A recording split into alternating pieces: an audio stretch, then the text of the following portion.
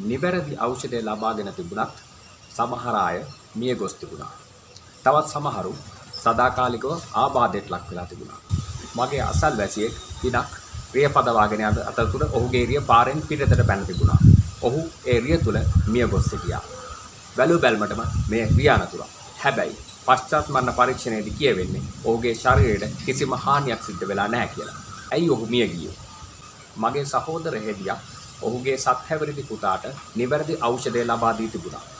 කාලයාගේ ඇවෑමෙන් මේ ඖෂධය භාවිතා කිරීම හේතුවෙන් ඔහු සදාකාලික ස්නායු ආබාධයකට ලක් වෙලා තිබුණා.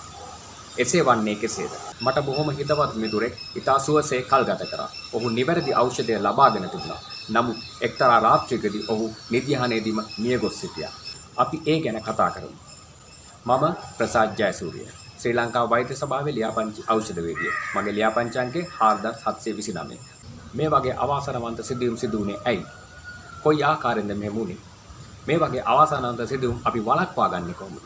මේ ඒ පිළිබඳව කරන සරල විද්‍යාත්මක පැහැදිලි කිරීමක්.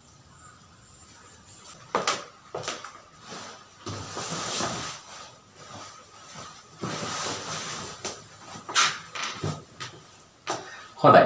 අපි මුලින්ම සලකලා බලමු ඖෂධයක් ශරීරගත වුණාට පස්සේ සිද්ධ වෙන්නේ මොකක්ද කියලා ඉතා සරල ප්‍රස්තාරයක් ඇසුරෙන්. ඊට පස්සේ අපි බලමු ඒ කිව්ව එක එක අවස්ථාවලදී සිද්ධ වෙන්නේ නැත්තේ මොනවද කියලා.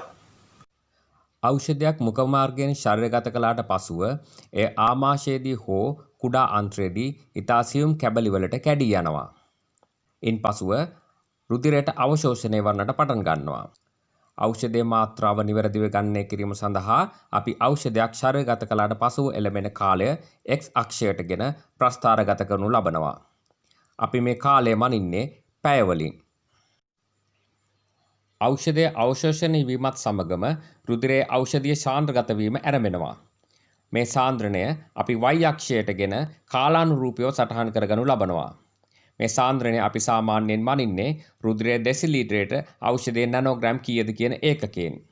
සමහර අවස්ථාවලදී රුධිරයේ ඩෙසිලීටරයට ඖෂධයේ මයික්‍රෝග්‍රෑම් කීයද කියලත් අපි මනිනු ලබනවා. අපි බලාපොරොත්තු වෙන සායනික ප්‍රතිඵල ලබා ගැනීමට නම් එනම් රෝගයක් සුව වීම හෝ පාලනය වීමට නම් ඖෂධයේ අවම සාන්ද්‍රණයක් රුධිරයේ තිබිය යුතු වෙනවා. එම සාන්ද්‍ර මට්ටම සායනික ප්‍රතිඵල ලබා දෙන අවම සාන්ද්‍ර මට්ටම ලෙස අපි හඳුන්වනවා. වෛද්‍ය විද්‍යාත්මකව මිනිමම් තෙරපියුටික් ලෙවල් කියලා කියනවා. ඒ වගේම අපි තවත් විශේෂ සාන්ද්‍ර මට්ටමක් සැලකිල්ලට ගන්නවා. ඒ ඖෂධයක් ඔබට විෂ විය හැකි අවම සාන්ද්‍ර මට්ටමයි. එය විෂ වීමේ අවම සාන්ද්‍රණය හෙවත් මිනිමම් ටොක්සික් ලෙවල් කියලා අපි හඳුන්වනවා. අපි ඕනෑම ඖෂධයක රුධිරගත සාන්ද්‍රණය මෙම මට්ටම් දෙක අතර පමණක්ම පවත්වා ගත යුතු වෙනවා. එම පරතරය ආරක්ෂිත රුධිරගත සාන්ද්‍ර පරතරය ලෙස නැතිනම් සේෆ් තෙරපියුටික් වින්ඩෝ කියලා අපි හඳුන්වනවා. මම නැවතත් පැහැදිලිව කියනවා ඖෂධයක් රුධිරයේ තිබිය යුත්තේ මේ පරතරය අතර පමණයි. මෙම පරතරය ඉක්මවා යාම මෙන්ම අවශ්‍ය අවස්ථාවේදී සාන්ද්‍රණයට අඩු වීමත් එක වගේම අනතුරුදායක වෙනවා. දැන් අපි හදාarලා බලමු ඖෂධයක් ශරීරගත කළාට පස්සේ ඖෂධයේ සාන්ද්‍රණයේ හැසිරීම මේ ප්‍රස්ථාරයට අදාළව කොයි වගේ වෙයිද කියලා. ඖෂධයක් ශරීරයට ලබා දෙන අවස්ථාව කාලය බිඳුව ලෙස සටහන් කරගෙන එය පළවෙනි අවස්ථාව ලෙස අපි සලකා බලමු. ඉන්පසු කුඩා අංශ බවට පත්වන ඖෂධය කෙමෙන් අවශෝෂණය වෙන්නට පටන් ගන්නවා. එය දෙවැනි අවස්ථාව ලෙස අපි සැලකිල්ලට ගමු. පසුව කෙමෙන් රුධිරයේ ඖෂධීය සාන්ද්‍රණය ඉහළ යන්නට පටන් ගන්නවා. ඉන්පසු තුන්වෙනි අවස්ථාවේදී සායනික ප්‍රතිඵල ලබා දෙන අවම සාන්ද්‍රණය ඉක්මවා යනවා. මේ අවස්ථාවේදී ඔබගේ රෝගය සුව වෙන්නට හෝ රෝගය පාලනය වෙන්නට පටන් ගන්නවා. ඖෂධයේ තවදුරටත් අවශෝෂණය වෙමින් පැවතින බැවින් ඖෂධයේ සාන්ද්‍රණය තවදුරටත් ඉහළ යනවා. ඖෂධයේ පළමු මාත්‍රාව අවශෝෂණය වී අවසන් වන විට ඖෂධයේ සාන්ද්‍රණය ඉතා ඉහළම අගය ගන්නවා. මේ අවස්ථාව උපරිම රුධිරගත ඖෂධීය සාන්ද්‍ර අවස්ථාව හෙවත් පීක් ප්ලාස්මා කන්සන්ට්‍රේෂන් කියලා අපි හඳුන්වනවා. ඖෂධ නිපද වෙන්නේ මේ උපරිම ඖෂධීය රුධිරගත සාන්ද්‍ර අවස්ථාව සෑම විටම විෂ වීමේ අවම සාන්ද්‍රණයට වඩා පහළ අගයක් ගන්නා ආකාරයටයි. මේ අතරතුර පරිවෘත්තීය ක්‍රියා නිසා ඖෂධය ශරීරයෙන් බැහැර වීම ආරම්භ කෙරෙනවා. යම් කාලයක් ගත වීමෙන් පසු ඖෂධයේ සාන්ද්‍රණය සායනික ප්‍රතිඵල ලබා දෙන අවම සාන්ද්‍රණ මට්ටමට වඩා පහළ අගයක් ගන්නවා. මේ අවස්ථාවෙන් පසු ඔබගේ රෝගය පාලන වීමක් හෝ සුව වීමක් සිදුවන්නේ නැහැ. ඖෂධය සෙමෙන් බැහැර වීමෙන් පසු ශරීරයෙන් මුළුමනින්ම ඉවත් වී යනවා. බොහෝ ඖෂධවල උපරිම සාන්ද්‍ර අගයක් දක්වා වූ රේඛාව උත්තල හැඩයකුත් උපරිම සාන්ද්‍ර අගයෙන් පසු රේඛාව අවතල හැඩයකුත් ගන්නවා. විශේෂ අවශ්‍යතාවයක් සඳහා ඖෂධයක් විශේෂයෙන් නිපදවූ අවස්ථාවකදී මෙම ප්‍රස්ථාරයේ හැඩය වෙනස් වන්නට පුළුවන්. බොහෝ විට මීට සමාන රේඛාවක් දකින්නට ලැබුණත් උච්චාවචනයේ වෙනස්කම් තිබිය හැකියි. එකම ඖෂධයකට උපරිම සාන්ද්‍රණ අවස්ථාවෙන් පසුව එළඹෙන ඕනෑම අවස්ථාවකදී පවතින සාන්ද්‍රණයෙන් ඖෂධීය සාන්ද්‍රණය 50%කින් පහළ අගයක් ගැනීමට ගත වෙන කාලය හැම විටම සමාන වෙනවා. වෛද්‍ය විද්‍යාත්මකව මේ අගය half lifetime කියලා හඳුන්වනවා. මේ නිසා තමයි මේ අවසන් භාගය නිතරම අවතල හැඩයක් අරගන්නේ. දැන් අපි අධ්‍යයනය කරමු ඔබට ඖෂධයක් නිර්දේශ කරන අවස්ථාවකදී මේ අගයන් සැලකිල්ලට ගන්නේ කොහොමද කියලා. වෛද්‍යවරයා ඔබ පරීක්ෂා කර ඖෂධ නිර්දේශ කළ පසුව ඔබ ඖෂධය ශරීරගත කරනවා. ටික වේලාවකට පසු ඖෂධය රුධිරයට සාන්ද්‍රගත වීම ආරම්භ වෙනවා. පෙර සැරකිල්ලටගත් කණු අණුව සායනික ප්‍රතිඵල ලබා දෙන අවම සාන්ද්‍රණය ඉක්මවා යනවා. දැන් ඔබේ රෝගී තත්ත්වය හොඳින් පාලනය වෙනවා. තවත් කාලයකින් ඖෂධයේ උපරිම සාන්ද්‍ර අවස්ථාව පසුකොට ඖෂධයේ සාන්ද්‍රණය පහළට එන්න පටන් ගන්නවා. මේ කාලය තුල ඔබගේ රෝගය ඉතා හොඳින් පාලනය වෙනවා.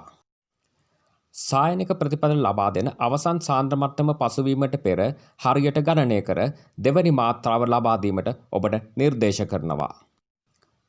ඒ අනුව නැවතත් ආරක්ෂිත රුධිරගත ඖෂධීය සාන්ද්‍ර පරතරය තුර ඖෂධයේ සාන්ද්‍රණය පවත්වාගෙන යාමට හැකියාව ලැබෙනවා. මේ ආකාරයෙන්ම තුන්වෙනි මාත්‍රාව ලබා දෙන කාලයක් තීරණය කර ඔබට නිර්දේශ කරනවා.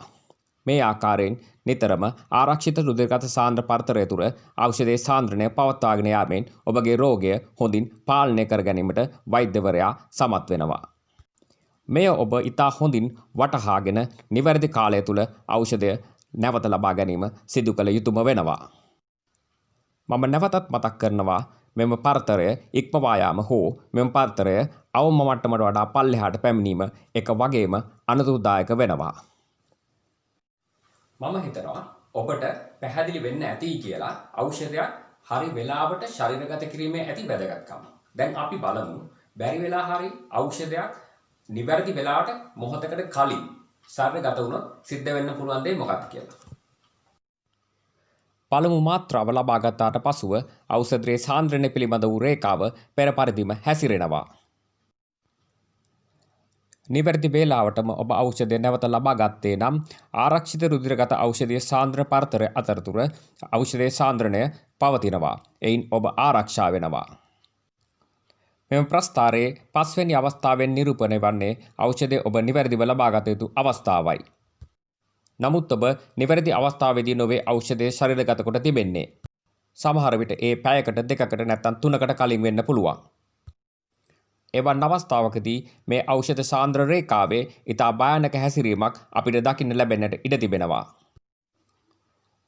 මේ ඔබ දකින්නේ එවන් අවස්ථාවක ප්‍රස්ථාරයේ හැඩය දිස්වෙන ආකාරයයි.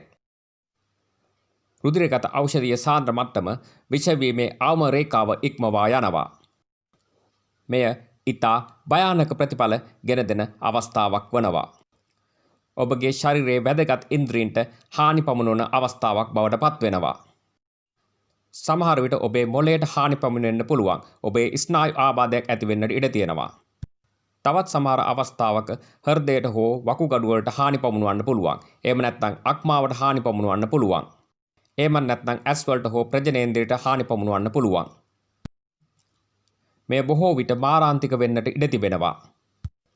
ඖෂධයේ විෂවීමෙන් ඔබ මිය යාමට පවා අවස්ථාව තිබෙනවා. මා පෙර කී 7 හැවිරිදි පුතා ආබාධයට ලක් වෙලා තිබුණේ මේ වගේ අවස්ථාවක් නිසා. උදෑසන මාත්‍රාව ඔහුට නිතිපතා නිවැරදි වේලාවට ලබා දී තිබුණා. නමුත් කලින් රාත්‍රී නිින්දට යන බැවින් ඖෂධය කලින් ලබා දීමට පුරුදු වී සිටියා. සතියක් පමණ දිගටම මේ විදියට ලබා දුන්නාම දරුවාට ඖෂධය විෂ වුණා. එබැගින් ඔහු සදාකාලිකවම ස්නායු ආබාධයට ලක් වුණා.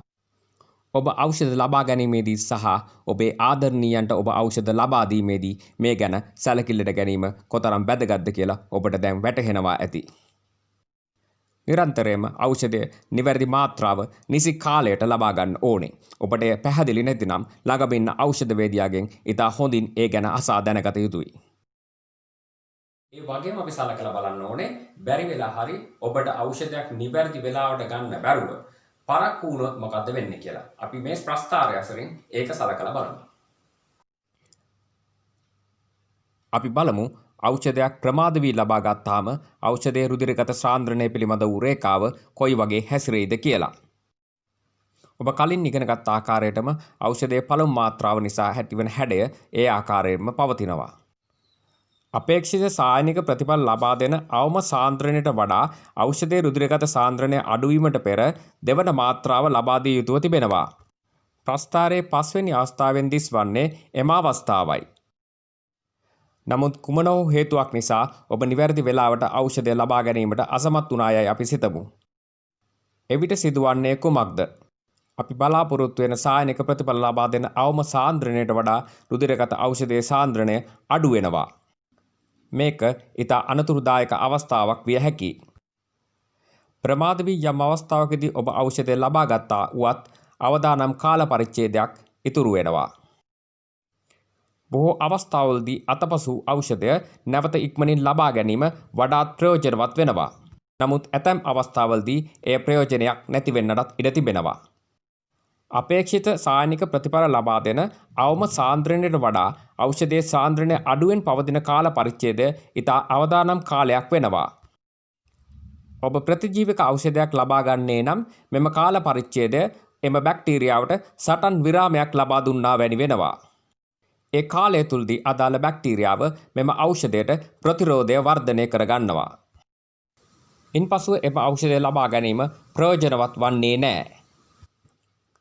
ඔබ හෘද රෝගයකට හෝ වකුගඩු රෝගයකට හෝ එවැනි රෝගයකට ඖෂධ ලබා ගන්නේ නම් මෙම අවදානම් කාලය ඔබට මාරාන්තික වෙන්නට බොහෝ සෙයින් ඉඩ තිබෙනවා. නින්දිහානයේදී මියගිය මගේ මිතුරා මුහුණ දී තිබුණේ මෙවැනි අවස්ථාවකටයි. නිවැසියන්ට අනුව ඔහු ගෙදර එන්නට ප්‍රමාද වුණ නිසා රාත්‍රී මාත්‍රාව ලබා ගැනීම ප්‍රමාද වී තිබුණා. නිවැරදි ඖෂධ උනත් ප්‍රමාද වී ලබාගෙන රාත්‍රී නිින්දට ගිය ඔහුගේ රුධිරගත ඖෂධීය සාන්ද්‍රණයේ රේඛාව මෙම අවදානම් කලාපයක් දකින්නට ලැබෙන්නට ඇති. ඔහු ඉතා අවාසනාවන්ත ලෙස එම අවස්ථාවේදී මිය ගොස් සිටියා.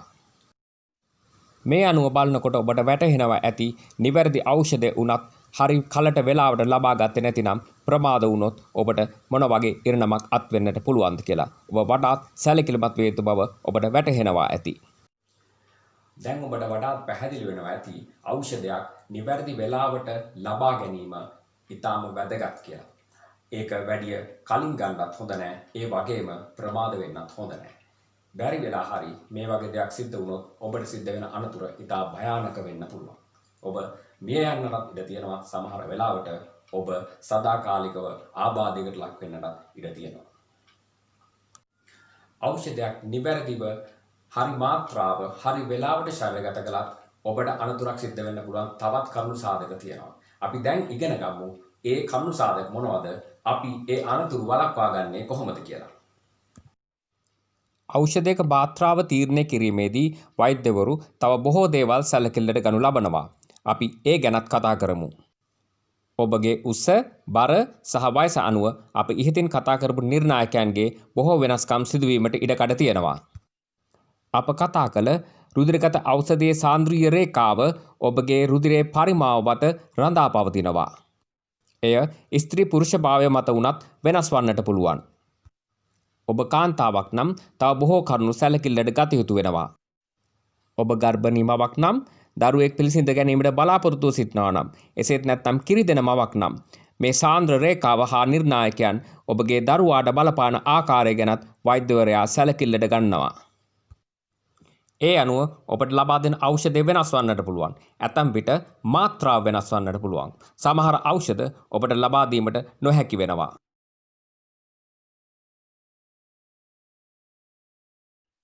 ආහාර ජීර්ණ මාර්ග පද්ධතියේදී ඖෂධයේ හැසිරීම ඔබ ලබා ගන්නා ආහාර මත වෙනස් වන්නට පුළුවන්. ඒ අනුව ඇතැම් ආහාරවලින් වැළකී සිටින්නට ඔබට සිදුවන්නටත් ඉඩ තියෙනවා. ඔබට නිර්දේශ වූ ඖෂධය නිසි වේලාවට ගත යුතුම වෙනවා. ඒ අනුව ඔබගේ ආහාර වේල වෙනස් කළ යුතු වෙනවා. ඔබගේ ආහාර වේල අනුව ඖෂධය ලබා ගන්නා වේලාව හෝ ලබා ගන්නා ආකාරය වෙනස් කිරීම සුදුසු වන්නේ නැහැ. ඒ වගේමයි ඔබ ශරීරයට ලබා දෙන ව්‍යායාම. ඒ සියල්ලම ඔබගේ රෝගී තත්ත්වය සහ ඔබ ලබා ගන්නා ඖෂධය මත ඔබ වෙනස් කළ යුතු වෙනවා.